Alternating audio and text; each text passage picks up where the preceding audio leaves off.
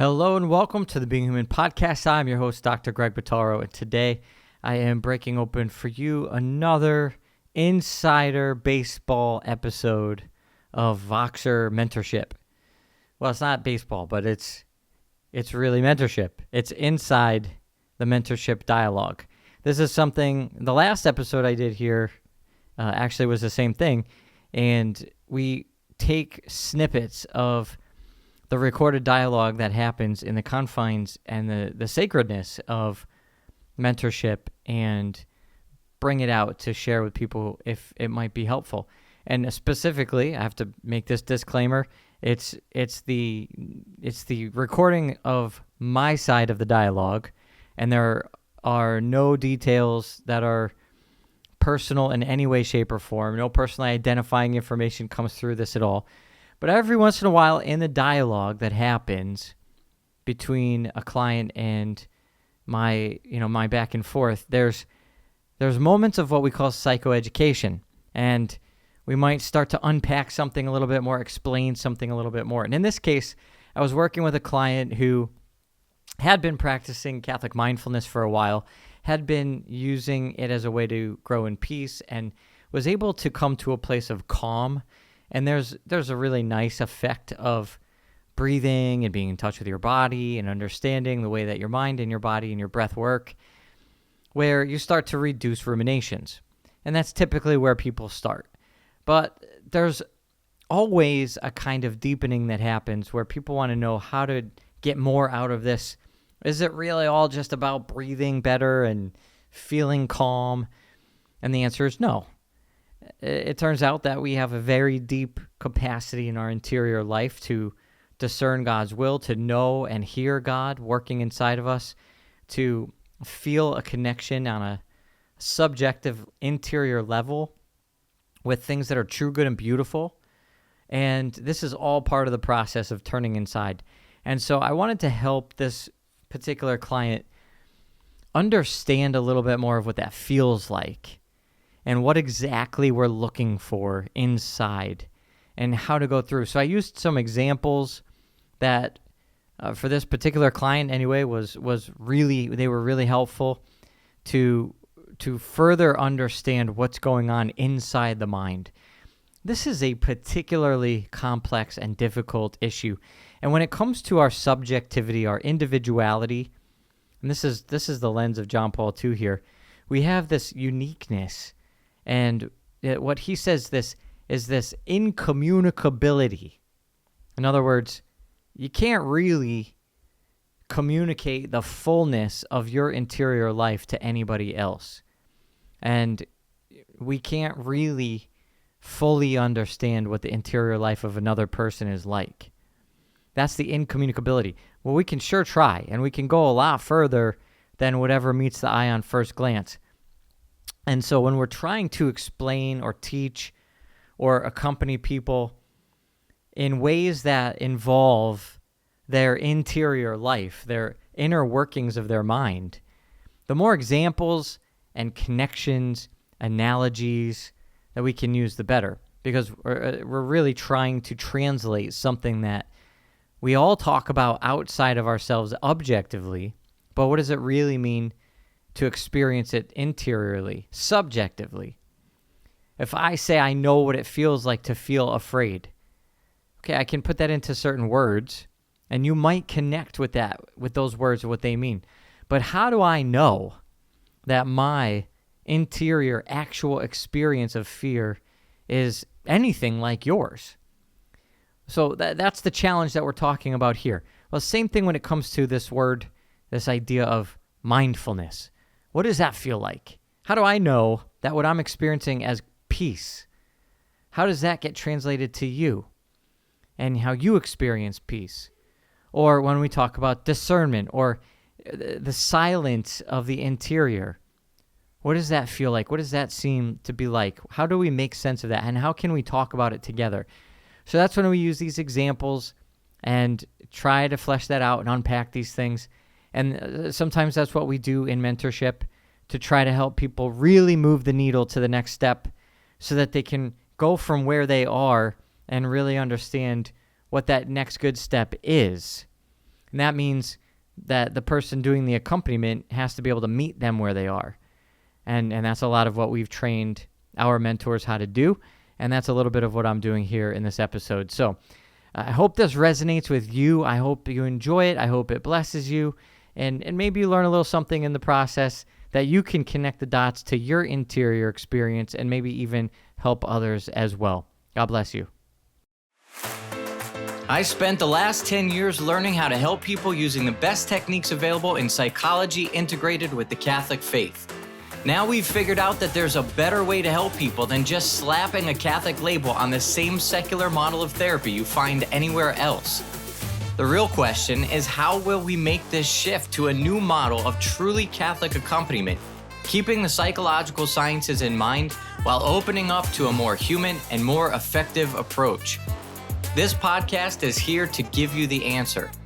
Join me and follow along as I take you behind the scenes of what this new model looks like, using recorded audio from sessions working with my team, with colleagues, and even directly with clients. My name is Dr. Greg Bottaro, and I want to welcome you to the Being Human podcast.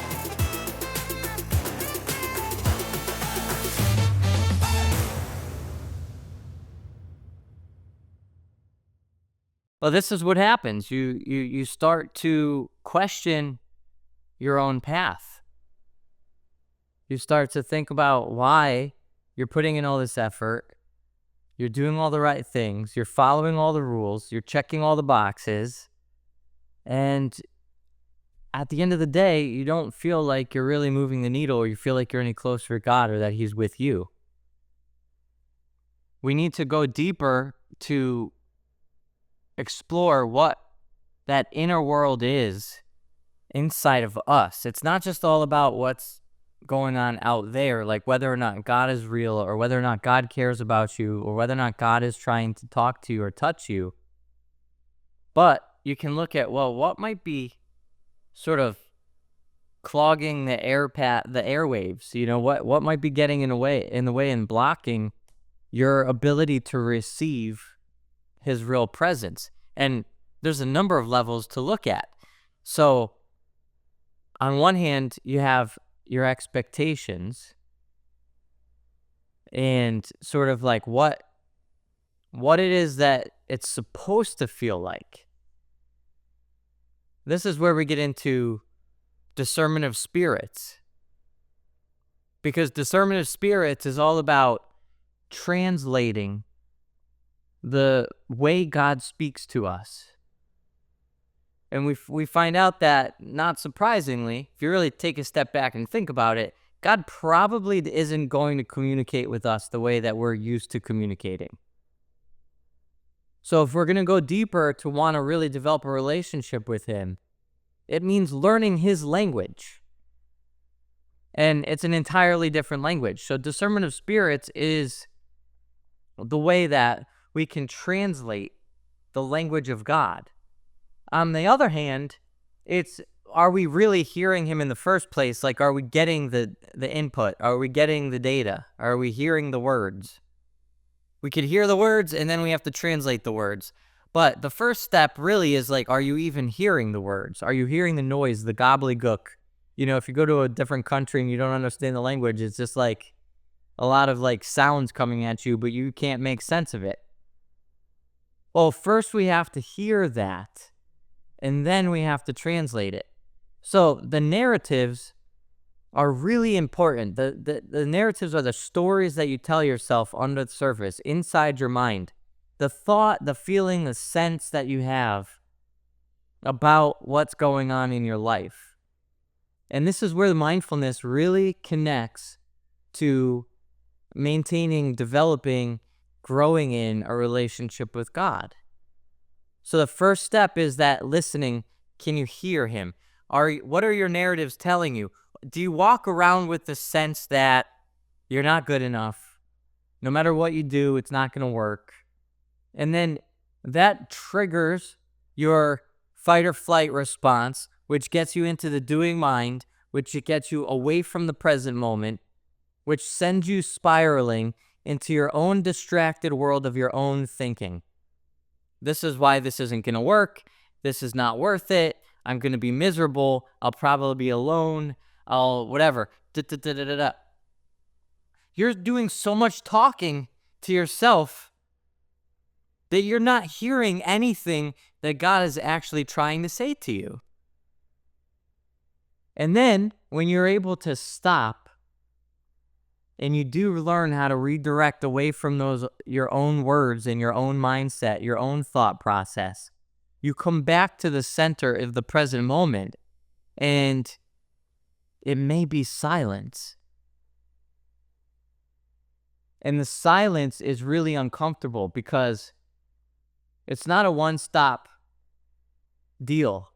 It's not all fixed. Like, okay, I got myself to silence. Now, okay, God, speak to me. What happens? You go to silence, and a deeper level of narrative emerges. It's a quieter narrative. It's more noise, more of you speaking yourself. It's still coming from you, but it's a lower level. It's a deeper level. And so the initial distraction, the initial narrative that you had was distracting you from the deeper narrative. So you go from the initial narrative over to silence, and then you hear again a new narrative that emerges from you. You're still not going to hear God. You're going deeper into your own narrative. So it goes from like, I'm a failure, nothing ever is going to go right for me, I'm going to end up lonely, this is all a waste of time, or I just can't get it, to, okay, now you're back to silence, and then something's really wrong with me. And that deeper level is not necessarily articulated into clear words, so you're not developing sentences. It might just be a sense, like, ugh, I don't like myself. But that's a narrative. It's something that you're feeling about yourself. And that opened up because of the silence that you created from the initial distraction of your ruminations. And then you go deeper. And then you're like, oh gosh, I just really don't like myself. And then what? That can ruminate and pull you away again. You redirect, come back to the center point of silence, of the present moment. Like, okay, I see the sense there. I get it. Something in me is telling me a story that I don't like myself, but it's just a thought. It's just a feeling. I can let it go. I can turn away from it, back to the present moment, ground myself, back to the breath, back to my chair, back to whatever, back into silence. And then what happens? Another deeper layer. We're still not at the words of God. And in the silence, another thing emerges, like, I'm in danger. If I'm a failure, if I don't really like myself, I am in serious danger. And now this deeper core sense of dread, threat, fear may emerge because you've done the work to go down these layers of silence. And now you're sitting with this deeper narrative. Again, same thing. You can say, okay, that's a feeling. You don't have to answer it. You don't have to make it go away. You don't have to convince yourself. You don't have to judge, then what happens? You judge yourself. Well, how could I be afraid? I'm Catholic. I'm supposed to have confidence and trust and faith in God. Why would I be thinking that I'm in danger? I'm so bad at this. And then you end up all in these ruminations, and you float back out to the surface of rumination and go back up to these other layers where you've come from before. And you're very used to thinking these thoughts, so it's easy. They're easy temptations to get carried away into all these other ruminations. But the more that you work on this and redirect your focus back to the present moment, Okay, so you realize that you have a thought that you're a failure, back to the present moment. You don't really like yourself, back to the present moment. You have this sense of dread and fear at your core, back to the present moment. And now you're getting to a place where there's more silence, and then something else happens. like Elijah in the cave. God was not in the storms. He was not in the lightning. He was not in the wind. It's the still small voice. When you clear through these layers of your own noise, and some of it is what I call quiet noise. It's deep, but it's so strong and so distracting. But when you turn away and get into the present moment and you let yourself not be distracted by that, you come to a place where you realize, oh, this is where he is. And he's been here the whole time. And in this silence, at the core, at the deepest layer, I think about those, I love watching those like National Geographic, or they have those specials like the Earth special, like all these beautiful videography of seeing the world, and you go underwater and into the mountains. And there's this great one that they have these like divers, these, they're like cave explorers, these, spelunkers that are jumping down into this huge cavern. And you just see them rappelling down this cavern from the surface. Have you seen that one before? And so I always think about that in this image, because like that's what we're doing. We're going deeper down into the core. And it's when you hit the bottom. It's when you land your feet on the bottom of that cavern.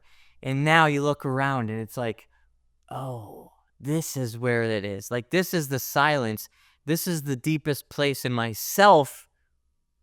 And that's where you encounter the true presence of God. And then you begin the next great adventure of translating what he's actually saying to you. And that's the place where you then discover the difference between the noise of your own narratives and the language of God in his silence. And you start to understand there are movements, subtle, little shifts, or even ideas that come to your mind, inspirations, but they have an entirely different character. They feel radically different from anything that you think on your own. Little connections start to happen, and the connections appear in your real life. When I was dating my wife and we were discerning marriage, we were going through the Marian consecration together, and we were sort of talking about a lot of this, and for her it was the first time she'd encountered some of these realities, and she was really struggling with like one of the reflections in the consecration, in the Louis de Montfort consecration. And we were praying together and talking about this way of going down to these depths and discovering that like she's really open to the Holy Spirit and a really profound conduit of what the Word of God is saying inside of her. And then all of a sudden, like it was literally like the reading from that de Montfort reflection was the reading at Mass that day when we went to Mass. And then, no lie, we were leaving Mass on the highway, and the license plate of the car in front of us was PS and the number of the psalm that was the reading. Like, crazy. Completely, like it was the de Montfort reflection, totally disconnected from the liturgy. Then we go to Mass, and it's the same reading in Mass. And then we're on the highway, and it's Psalm, whatever it was, 29. I forget exactly what Psalm it was, but it was PS, whatever. And she's like, look at that license plate. I was like, whoa, it's there. Like, this is legitimate. But that's what happens. And we open ourselves up to this stuff. It's not magic. It's that we're like really channeling the grace of the Holy Spirit. And God wants to be a radically important part of our lives. We have to get there. We have to do that first work. We have to go down into the cavern. And what is it? It's mindfulness. It's learning how to be in control of our focus, learning who we are, self-awareness, so that we're discovering what the different narratives are that we're telling ourselves. And there's always deepening of those narratives, and then being patient and waiting in the stillness and the silence, being okay with, and then all of a sudden, it might happen again. This is not a static process. This is not just like again, it's not even just one layer. It's more than one layer, and it's more than one dynamic. So like you get to the silence, you might hear God, and then he might not have something to say to you for right now, except what I want you to do is wait. Because that's him actually talking to you. Lord, tell me what to do. Okay, I want you to wait. Okay, but just Lord, if you just tell me what to do, I'll do it. Okay, what I want you to do is wait. Okay, great. So what should I do? What I want you to do is wait. I promise, Lord, whatever you want me to do, I'll do it. Okay, what I want you to do is wait. So what are the narratives? Because we sit in that silence and we wait, and then all of a sudden we're like, man, I really don't like waiting. Why? What are you afraid of? What do you feel like you're doing wrong? If God told you to wait, why in the world do you have a problem with it? There's some other narrative. So maybe you have to go back over to looking at some of the stuff in yourself. And then you realize like, oh, wow, there was always so much pressure on me to do, and to create something and produce something. And if I didn't get things done on a deadline, then I got really reamed out by my dad or my boss or my second grade teacher, and you're carrying around this narrative. So then you're in this space and you're like, I'm not doing anything. And God's like, well, no, you're doing exactly what I told you. I told you to wait, but you're really uncomfortable with that because you're playing into these old narratives. Well, you get to look at that. And then you discover, guess what he wanted for you? Freedom from your old narrative. He wanted to teach you that you don't need to live based on those old broken expectations. It was literally by waiting that you healed the wound of thinking that it was wrong to wait. So this is this crazy world of growth, conversion, transformation, and it happens in the silence that you bring yourself to get to by going through all of your own stuff. It's tough when you're task-oriented until you realize that you can use that. It's not a bad thing that you're task-oriented. That's how God made you. What's wrong is the narratives that have been connected to that. But if you can apply that process, that proclivity that you have in your character and in your brain, you can realize, okay, so what's the process? I'm going to sit down. I'm going to press play on this exercise. I'm going to do this mindfulness exercise. I'm going to do it for 20 minutes. I'm going to keep starting over again every time I find myself distracted. And then I'm going to be aware of the way that I judge myself for being distracted and realize that the judgment is another distraction. And so then I can turn myself away from those distractions, those criticisms, those judgments over and over again, coming back to the present point, the present moment. And I'm going to do this for 20 minutes, even if it's grueling. And I'm just going to keep doing it. Maybe I'll start at 10. Then I work up to 20 by, 12, 15, 18, 20. You just did a whole bunch of tasks. You can totally use that task orientation, but follow the rules. And when you follow the rules and you commit to yourself to this task, all of a sudden things start to change. And this becomes very powerful and effective. And you realize that there's this whole world waiting for you inside yourself.